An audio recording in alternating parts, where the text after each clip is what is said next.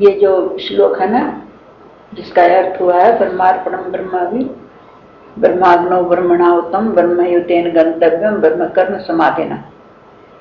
तो ये जैसे भोजन करते हैं ना, तो महापुरुष लोग पहले भोजन करने के पहले भगवान को जो अर्पण करते हैं, तो इस मंत्र का उच्चारण, इस श्लोक का उच्चारण करते हैं।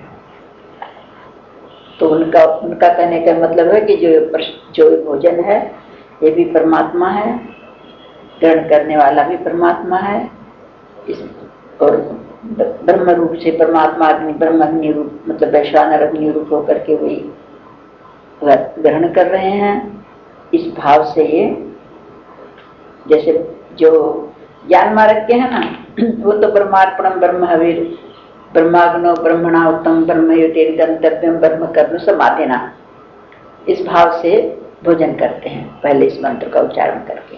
और जो भगवान के भक्त होते हैं समर्पित, तो कहते हैं तोदीयम वस्तु गोविंद तुभ्यमेव समर्पे ग्रहण सम्मुखो भूत्वा प्रसीद परमेश्वर। भगवान ये आपकी वस्तु है और आप ही ग्रहण करो, और आपने दिया है, आपका ही है, वो सब आप प्रसाद पा लीजिए, फिर सब हम लोग पाएंगे। बस ये इसका मतलब है। तदीयम वस्तु गोविंद, तुम्हारी वस्तु है, तदीयम वस्तु गोविंद तुभ्यमेव समर्पे, आपको समर्पण हो रहा है, इस भाव से उच्चन करते हैं, भोजन करते हैं, तो वो प्रसादी रूप हो जाता है उनका भी। और ये ज्ञानियों का स्वरूप है, वो भक्ति का भाव है। ग्रहण सम्मुखो भूत्वा प्रसीद परमेश्वर, मैं आपकी शरण हूँ, आपका प्रसाद ग्रहण करूंगा, ऐसा भाव होता है उसका। दैवमेवापरे यज्ञं योगिनः पर्युपासते ब्रह्माग्नावपरे यज्ञं यज्ञेनैवोपजुह्वति। अब बताते हैं कि जो देवताओं को पूजन करते हैं वो भी यज्ञ है। तो दूसरे कोई योगी जन है तो देवताओं का पूजन करते हैं, भली भांति उसका अनुष्ठान किया करते हैं, तो देवताओं का पूजन भी यज्ञ है। और कोई कोई योगी लोगों का ये भाव रहता है, योगी का मतलब जो जुड़े रहते हैं भगवान से कोई भी रूप से, वो ये इस अभेद दर्शन, उनके मन में भेद नहीं है। अग्नि भी परमात्मा रूप है, तो यज्ञ के द्वारा ये आत्मा रूप यज्ञ का हवन करते हैं कि ब्रह्म परमात्मा को ज्ञान द्वारा एक ही भाव से स्थित होना होता है कि ब्रह्म रूप अग्नि में, और यज्ञ का ही हवन करते हैं। ये यज्ञों का एक है कि अग्नि भी ब्रह्म है और जो मैं हवन कर रहा हूँ वो भी ब्रह्म है, तो ब्रह्म रूप अग्नि में ब्रह्म रूप का ही वो हवन करते हैं, उनको कुछ भेद नहीं लगता। तो ये सब यज्ञों का एक तरह से तो ये इंद्रियों का और मन का यज्ञ भगवान आगे जाके कहेंगे कि जो द्रव्य यज्ञ होता है उससे श्रेष्ठ ज्ञान यज्ञ है, ऐसे आगे इसी में कहेंगे भगवान।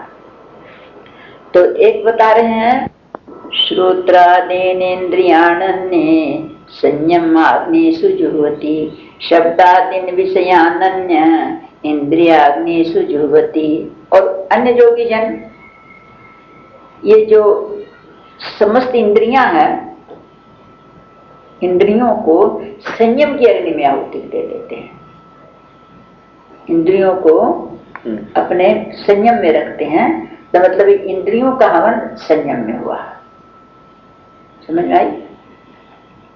संयम की अग्नि, इंद्रियों की आहुति। और दूसरे योगी लोग क्या कहते हैं कि शब्द स्पर्श रूप रस जो गंध है, ये जो विषय हैं, इन विषयों को इंद्रिय रूप अग्नि में हवन कर देते हैं।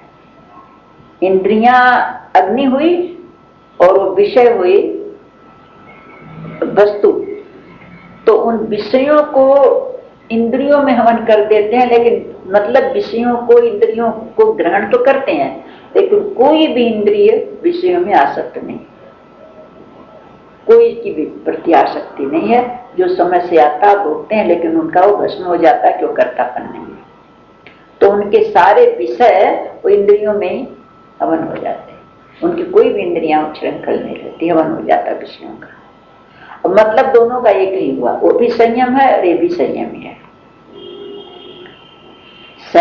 असल में इनका एक महात्मा लोग तो बहुत सा वर्णन करते हैं, लेकिन अपनी बुद्धि में यही आता है कि इंद्रियों की अग्नि है, संयम की अग्नि में इंद्रियों को हवन कर देते हैं, मतलब भोगते ही नहीं, और एक करते हैं भोगते हैं लेकिन इंद्रियों में विषयों का हवन हो जाता है, कोई चीज उत्तेजना उनको नहीं करती। सर्वाणि इंद्रिय कर्माणि प्राण कर्माणि चापरे आत्म संयम योगाग्नौ जुह्वते ज्ञान दीपिते। और दूसरे योगी लोग क्या करते हैं, इंद्रियों की जितनी भी क्रियाएं हैं उनको, और क्रियाओं को और प्राणों की समस्त क्रियाओं को, प्राण की भी क्रियाएं हैं ना, पान प्राण अपान ये सब अपना अपना काम करते हैं, इन क्रिया संपूर्ण इंद्रियों की क्रियाओं को भी और प्राणों की समस्त क्रियाओं को भी ज्ञान के प्रकाश में आत्म संयम की अग्नि बना करके उसमें हवन करते हैं। मतलब वो अपने आत्मा में सच्चिदानंद परमात्मा के सिवाय अन्य किसी का भी चिंतन नहीं करते, न मन से, और चिंतन नहीं करते और कर्म सब होते हैं, परमात्मा के सिवाय चिंतन किसी का नहीं।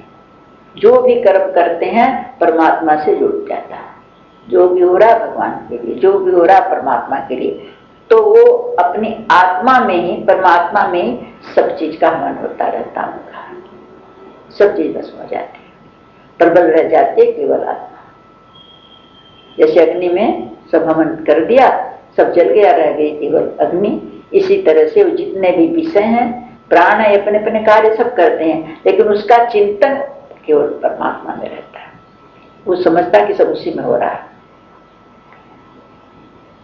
क्योंकि वो तो रहा उसी में, वो अनुभव कर लेता है। भगवान कहते हैं कि सब कुछ मैं हूँ, सब कुछ मैं हूँ। आज समझ में ऐसा मन में आया कि भगवान की वाणी पर तो विश्वास, तो भगवान कहते हैं सब मैं हूँ, जल में लहर की तरह से सब मैं हूँ, सब मैं हूँ, लेकिन अनुभव नहीं हो रहा है।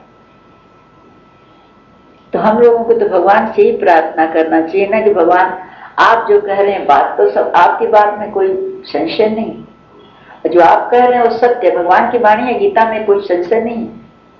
भगवान बार बार यही कर, गीता में और भागवत का रहस्य यही है कि सब कुछ मैं, भागवत का भी यही रहस्य है और गीता का भी यही रहस्य है, उपनिषदों का यही रहस्य है।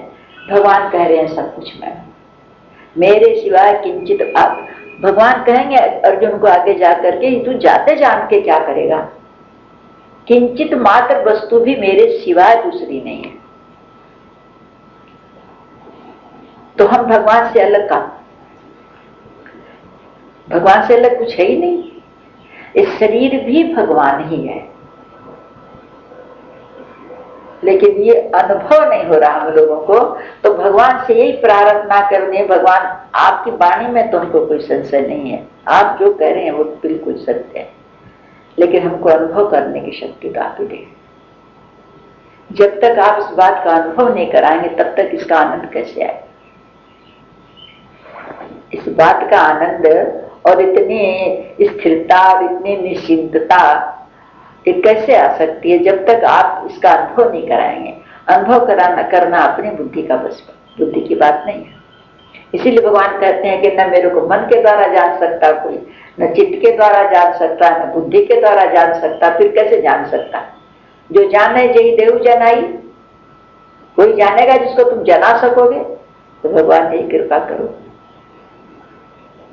और भगवान से क्या मांगना, दर्शन क्या मांगना भगवान से, और क्या मांगना भगवान से, भगवान हमको अनुभव करने की शक्ति दीजिए कि ताकि मैं आपको सर्वत्र देख सकूं, जान सकूं, इस बात का आनंद आ जाए।